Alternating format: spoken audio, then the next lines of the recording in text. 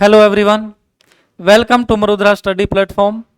SR Saini solutions की series में previous video में हमने फंक्शंस से रिलेटेड जो एक्सरसाइज है उसमें क्वेश्चन नंबर 35 तक सॉल्व किए थे। आज इस वीडियो को स्टार्ट करेंगे फंक्शंस की जो एक्सरसाइज है उसमें क्वेश्चन नंबर 36 से। तो क्वेश्चन नंबर 36 में दिया है आपको कि f महत्तम पूर्णांक फलन है और g मापांक फलन है, तब आपको दिए गए फलनों में से गलत कथन बताना है कि कौन सा है। तो सबसे पहले यहां पर f दिया है आपको महत्तम पूर्णांक फलन, तो यहां पर लिख देंगे ग्रेटेस्ट इंटीजर फंक्शन। दूसरा दिया है आपको फलन g, जिसमें आपको दिया है मापांक फलन मॉडुलस फंक्शन। तब आपको दिए गए कथनों में से गलत कथन बताना है। तो फर्स्ट में आपको गोफ माइनस फोग, तो यहां पर सबसे पहले लिखेंगे गोफ एक्स। तो गोफ एक्स जी और एफ का संयुक्त फलन, जिसको लिखेंगे आप जी ऑफ एफ एक्स। तो जी ऑफ एफ एक्स लिखेंगे तो जी ऑफ एफ एक्स, एफ जो है वो महत्तम पूर्णांक फलन है, तो लिख देंगे जी ऑफ बॉक्स एक्स महत्तम पूर्णांक ग्रेटेस्ट इंटीजर फंक्शन। अब यहां जी जो फलन आपको दिया है वो मापांक फलन दिया है, तो यहां लिख देंगे मॉडुलस ऑफ बॉक्स एक्स महत्तम पूर्णांक फलन का जो है वो मापांक फलन आप लिख लेंगे। तो यहां पर गोफ एक्स जो है संयुक्त फलन है जी और एफ का, उसकी वैल्यू आ गई है मॉडुलस ऑफ बॉक्स एक्स। इसी तरह से यहां लिखेंगे fog x f of g x, जो हो जाएगा box of modulus x, modulus x का ग्रेटेस्ट इंटीजर फंक्शन। अब यहां पर इनका करना है माइनस, डिफरेंस लेंगे, तो यहां पर है गोफ माइनस फोग, तो यहां लिख देंगे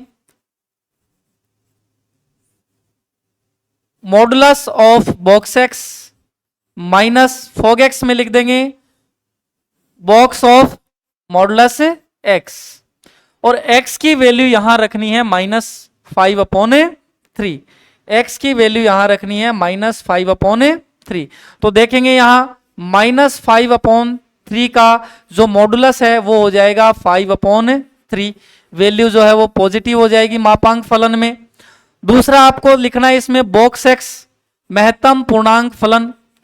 तो महत्तम पूर्णांक फलन क्या होता है, यहां पर -5/3 आपको दिया है, ये -5/3 जो है ये -2 और -1 के बीच में होता है, -1 से छोटा और -2 से बड़ा। तो यहां पर ग्रेटेस्ट इंटीजर फंक्शन जो नंबर आपको दिया गया है उसके बराबर या उससे कम महत्तम पूर्णांक जो है वो महत्तम पूर्णांक फलन में लिखा जाएगा। तो यहां पर इसकी वैल्यू जो है वो हो जाएगी -2। तो यहां पर वैल्यू पुट करेंगे सबसे पहले बॉक्स एक्स जो कि आया -2, यहां पर वैल्यू पुट करेंगे मॉडुलस एक्स जो कि आया 5/3। अब यहां मॉडुलस ऑफ -2 वैल्यू पॉजिटिव हो जाएगी, +2 आ जाएगा। उसके बाद आपको लिखना है 5/3 का ग्रेटेस्ट इंटीजर फंक्शन।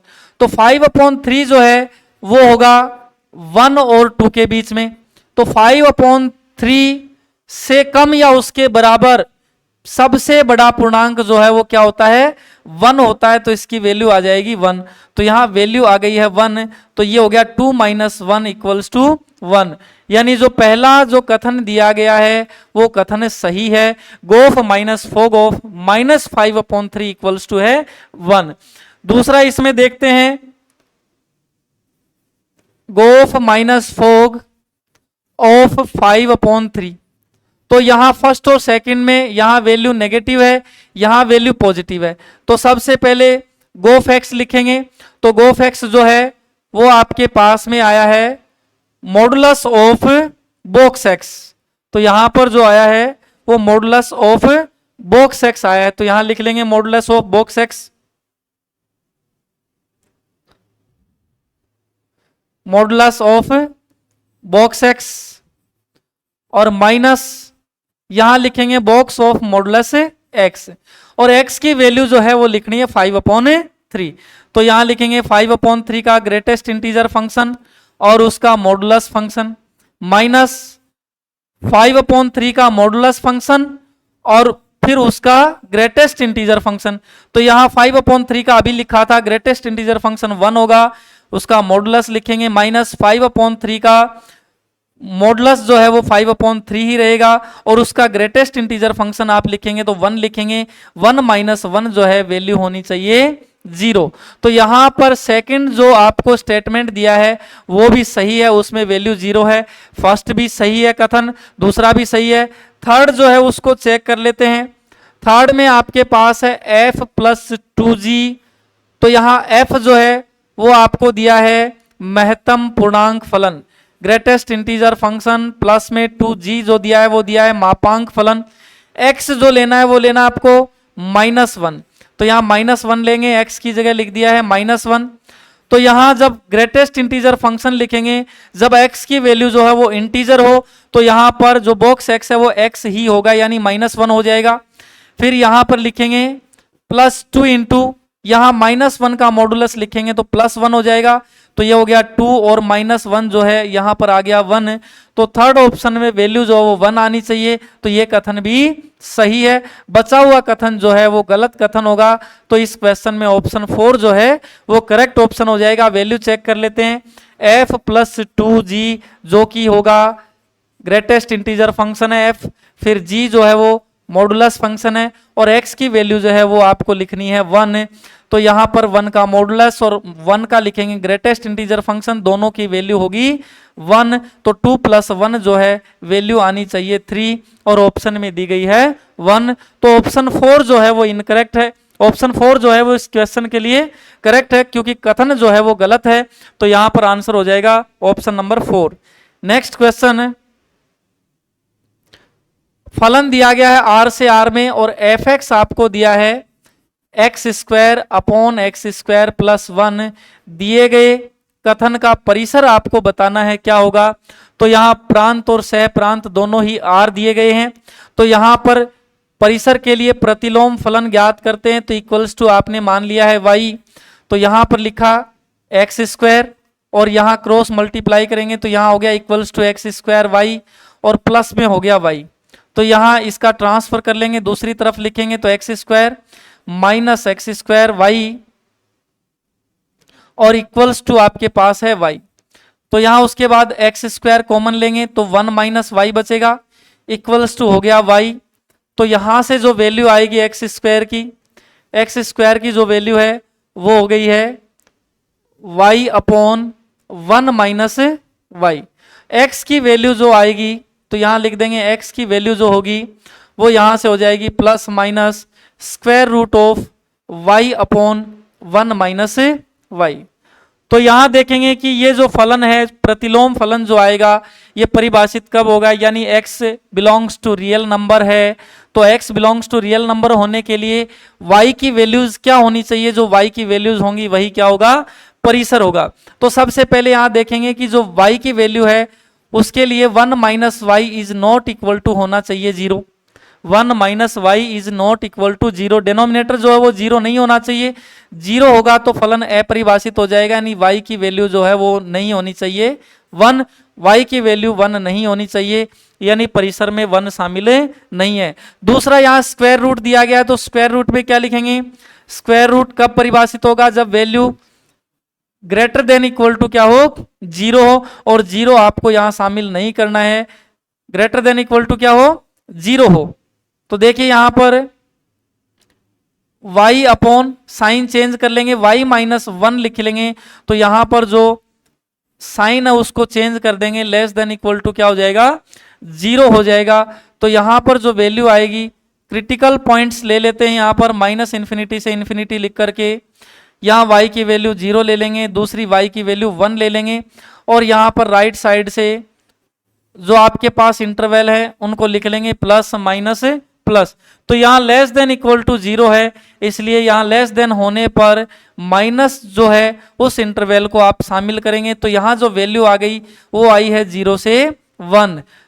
पर ऊपर आपने लिखा कि जो y की वैल्यू है वो 1 नहीं होनी चाहिए, क्योंकि y की वैल्यू यदि 1 हो जाएगी तो फलन जो है वो अपरिभाषित हो जाएगा। तो यहां पर जो परिसर होगा, जो y की वैल्यू होगी वो क्या होगी, 0 से 1। 0 जो है वो क्लोज्ड इंटरवल में है और 1 जो है वो ओपन इंटरवल में होगा। तो इस क्वेश्चन में जो करेक्ट आंसर होगा वो हो जाएगा ऑप्शन नंबर 2, जिसमें दिया गया है 0 से 1। नेक्स्ट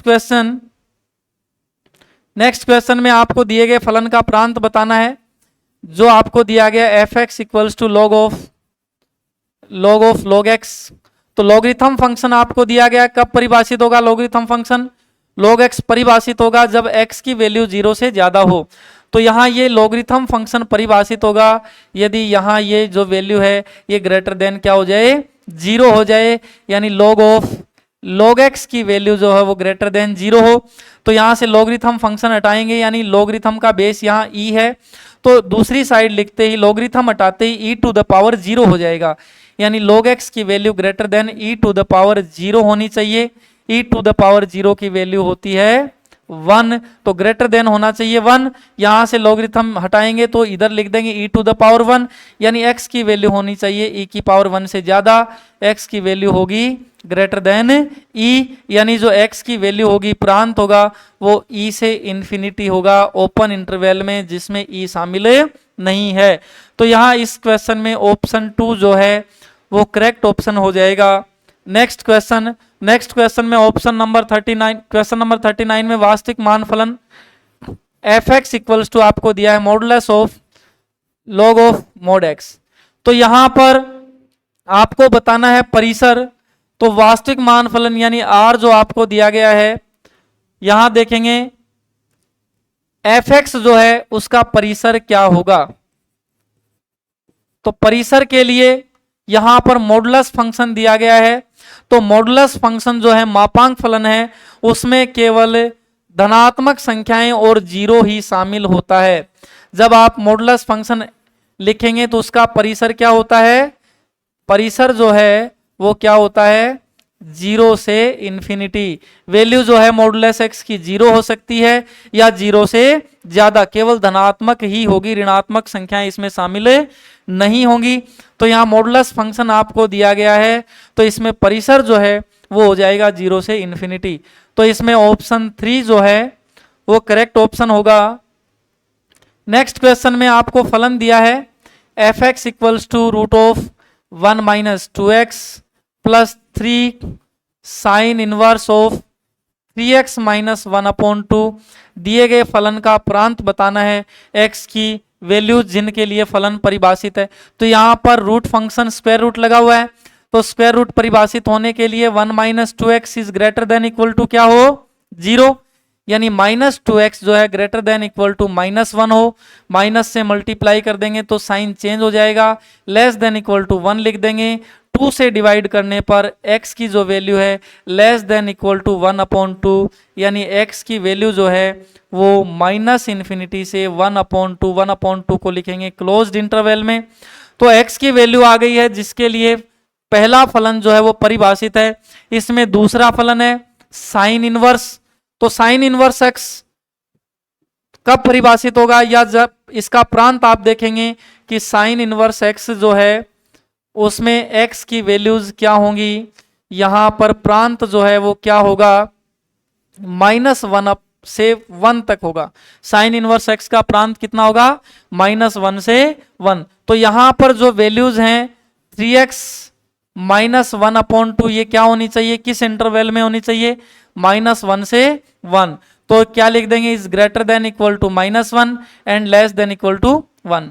तो यहां जो है समीका बन गई, इसमें 2 से मल्टीप्लाई कर देंगे तो यहां आ गया 3x माइनस 1 जो है लेस देन इक्वल टू 1 है और ग्रेटर देन इक्वल टू -2 है। तो यहाँ +1 कर देंगे सब में, यहाँ +1 लिखने से हो गया -2 +1 लिख देंगे। यहाँ 3x माइनस 1 है, यहाँ भी +1 कर देंगे, ये 1 है तो यहाँ भी +1 कर देंगे। तो यहाँ असमीका जो है वो हो गई है -1, ये हो गया 3x -1 +1 हटा देंगे और यहाँ हो गया है 2। फिर डिवाइड कर देंगे इसको 3 से, तो ये हो गया -1/3। तो x की वैल्यू जो है यहाँ पर 2 से मल्टीप्लाई करने पर ऊपर जो है यहाँ 2 आएगा और यहाँ 2 में 1 ऐड करने पर ये होगा 3। तो यहाँ वैल्यू कितनी आएंगी 3 आएंगी। तो यहाँ लिख देंगे 3 को 3 से डिवाइड करने पर हो जाएगा 1। तो यहाँ जो x की वैल्यू आई है जिसके लिए दूसरा फलन परिभाषित है, तो यहाँ आ गई है -1/3 से 1 आ गई है। अब आपको इसमें बताना है कि दिए गए फलन का जो प्रांत है वो क्या होगा। तो यहाँ फलन का प्रांत होगा दोनों का इंटरसेक्शन। तो यहाँ इंटरसेक्शन करते हैं, -∞ से 1/2 है, यहाँ -1/3 से 1 है। तो यहाँ पर दोनों का इंटरसेक्शन जो है वो हो जाएगा -1/3 से, यहाँ 1/2 और 1 में कम जो है उसको लिख देंगे 1/2। तो यहाँ जो प्रांत होगा वो होगा -1/3 से 1/2 क्लोज्ड इंटरवल में। तो इसमें जो ऑप्शन है 3 वो करेक्ट ऑप्शन हो जाएगा दिए गए फलन का प्रांत। नेक्स्ट क्वेश्चन, नेक्स्ट में आपको फलन दिया गया है f(x) = 1/√x plus box x। तो यहाँ महत्तम पूर्णांक फलन आपको दिया गया है रूट में। तब आपको यहाँ बताना है कि दिए गए फलन का प्रांत क्या होगा। तो यहाँ पर सबसे पहले स्क्वायर रूट जो है डिनोमिनेटर में लिखा है, इसकी वैल्यू जो है वो 0 नहीं होनी चाहिए। दूसरा यहाँ स्क्वायर रूट जो फंक्शन है x प्लस बॉक्स x, ये कब परिभाषित होगा, जब यहाँ पर x प्लस बॉक्स x की जो वैल्यू है वो 0 से बड़ी होगी। 0 को आप इसमें शामिल नहीं करेंगे क्योंकि 0 डिनोमिनेटर 0 होते ही जो फलन है वो परिभाषित नहीं होगा। तो ये स्थिति कब संभव होगी, देखिए 0 पर फलन परिभाषित नहीं है। जब आप यहाँ पर नेगेटिव नंबर लेते हैं तो यहाँ पर बॉक्स x जो है वो नेगेटिव होगा, ये भी नेगेटिव होगा, यानी ये ग्रेटर देन 0 नहीं होगा। 0 पर परिभाषित नहीं है, नेगेटिव नंबर्स के लिए परिभाषित नहीं है। तो इसमें जो प्रांत आएगा वो आएगा केवल धनात्मक संख्याएं r प्लस, केवल धनात्मक संख्याएं, एक से बड़ी संख्या जो होगी, धनात्मक संख्या जो होगी उसी के लिए फलन जो है वो परिभाषित होगा। तो इसमें ऑप्शन जो है फर्स्ट ऑप्शन जो है वो करेक्ट ऑप्शन हो जाएगा। यहाँ 0 रखेंगे, x की वैल्यू 0 + 0 जो है, यहाँ पर 0 पर फलन परिभाषित नहीं है। यहाँ नेगेटिव वैल्यू आप लेंगे x की, तो बॉक्स x की दोनों की वैल्यू ही नेगेटिव आएंगी, तो उस पर भी फलन परिभाषित नहीं होगा। 0 से बड़ा होने के लिए x belongs to r plus होना चाहिए, धनात्मक संख्याएं ही होनी चाहिए। नेक्स्ट क्वेश्चन इसी तरह का क्वेश्चन है, उसमें आपको दिया है x माइनस बॉक्स x। तो पहला तो डिनोमिनेटर 0 नहीं हो, दूसरा x माइनस बॉक्स x की जो वैल्यू है वो ग्रेटर देन क्या हो, 0 हो, यानी x की वैल्यू जो है वो बॉक्स x से ज्यादा हो या बॉक्स x की वैल्यू जो है वो x से कम हो। तो ये कब संभव होगा, देखिए जब यहाँ पर x जो है वो इंटीजर नहीं हो। यदि इंटीजर हो गया, यहाँ 1 लिखा है तो 1 जो है वो 1 से कम नहीं होता, -1 जो है वो -1 से कम नहीं होता।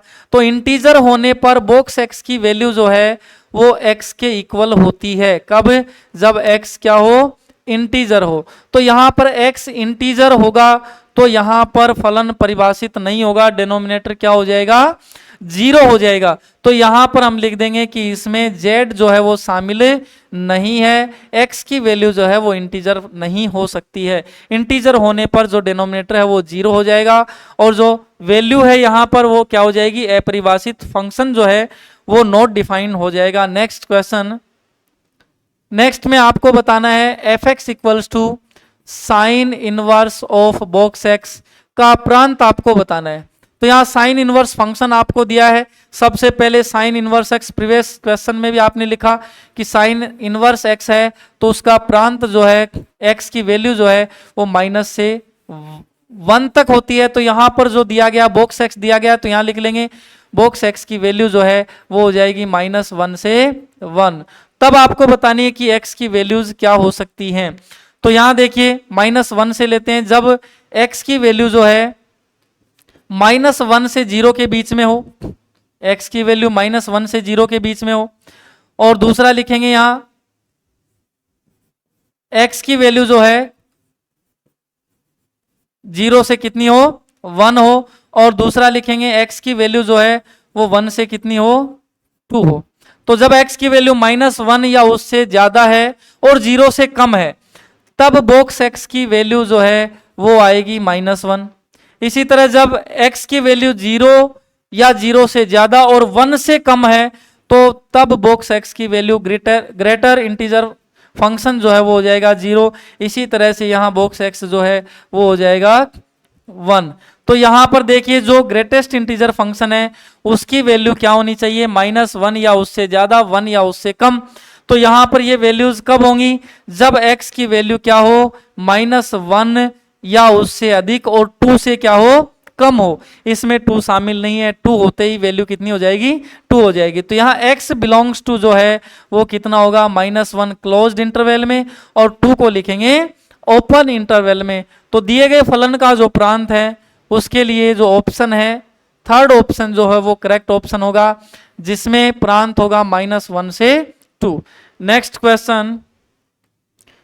क्वेश्चन में फलन दिया है f x equals to sine inverse x plus cos inverse x plus tan inverse x का परिसर आपको बताना है क्या होगा। तो यहां देखिए सबसे पहले प्रांत देख लेते क्या होगा, sine inverse x plus cos inverse x plus tan inverse x. तो यहां पर सबसे पहले sine inverse x plus cos inverse x, यहां पर ये जो वैल्यू होगी x belongs to real number के लिए, ये यहां पर कितनी हो जाएगी, ये वैल्यू हो जाएगी यहां π/2। यहां पर रियल नंबर आपको लेना नहीं है क्योंकि जो जिसमें परिभाषित है वहां लेंगे। साइन इनवर्स x जो है वो परिभाषित किस में होगा, -1 से 1 में। कोस इनवर्स x जो है वो किस में परिभाषित होगा, -1 से 1 में। तो यहाँ टेन इनवर्स x जो है वो परिभाषित किस में होता है, -∞ से ∞, यानी रियल नंबर्स के लिए परिभाषित होता है। लेकिन यहां पर इन तीनों का इंटरसेक्शन जब करेंगे तो प्रांत जो है उसको आप क्या लिखेंगे, -1 से 1। ऐसा इंटरवल जिसमें तीनों ही फलन परिभाषित हों, sign inverse x plus cos inverse x plus tan inverse x, तीनों ही फलन परिभाषित हों, तो तीनों फलनों का जो प्रांत है उनका इंटरसेक्शन जो है वो होगा -1 से 1, जिसमें साइन इनवर्स एक्स परिभाषित हो, कोस इनवर्स एक्स और टेन इनवर्स एक्स। तो प्रांत हो गया है। तो इस प्रांत में आप देखेंगे कि जो टेन इनवर्स एक्स है उसका परिसर क्या होगा, दिए गए इंटरवल के लिए परिसर क्या होगा। तो 1 वैल्यू जो होती है वो π/4 के लिए होती है, तो यहां जो वैल्यू आएंगी वो -π/4 से π/4 आएंगी। तो यहाँ टेन इनवर्स एक्स का जो परिसर है वो हो जाएगा -π/4 से π/4। और यहाँ इसको कंबाइंड एक साथ में लिख लिया है कि sign inverse x plus cos inverse x की जो वैल्यू है वो फिक्स रहेगी, जो कि कितनी होती है, π/2 होती है। तो यहाँ पर ये जो π/2 फिक्स है ये इनमें क्या कर देंगे, दोनों में ऐड कर देंगे, -π/4 में भी ऐड हो जाएगा π/2 और π/4 में भी ऐड हो जाएगा π/2, क्योंकि ये वैल्यू क्या है, फिक्स है, ये इसमें कांस्टेंट वैल्यू है। तो यहाँ टेन इनवर्स एक्स की वैल्यू चेंज होगी, वो कहां से कहां तक होगी, -π/4 से π/4। क्यों, क्योंकि इंटरवल यहाँ पर कौन सा लेना है, प्रांत जो है वो -1/4 से 4 लेना है, जिसमें तीनों ही फलन क्या हो, परिभाषित हो। तो यहाँ पर देखेंगे यहाँ -π/4 π/2 ये हो गया π/4 और यहाँ हो गया 3π/4। तो जो यहाँ पर दिए गए फलन का परिसर जो है वो हो जाएगा π/4 से 3π/4। तो इसमें ऑप्शन 2 जो है वो करेक्ट ऑप्शन हो जाएगा। नेक्स्ट क्वेश्चन में आपको f(x) दिया है x-1 का मॉडुलस। तब आपको बताना है कि दिए गए कथनों में से कौन सा कथन सत्य है, सही कथन आपको बताना है। पहला आपको दिया गया है कि f(x) इक्वल्स टू होना चाहिए f(x) का होल स्क्वायर। तो f(x) का होल स्क्वायर देखते हैं कितना आता है। तो f(x) का होल स्क्वायर, f(x) जो है वो है मॉडुलस x-1, तो इसका होल स्क्वायर करेंगे तो कितना हुआ, x-1 का होल स्क्वायर।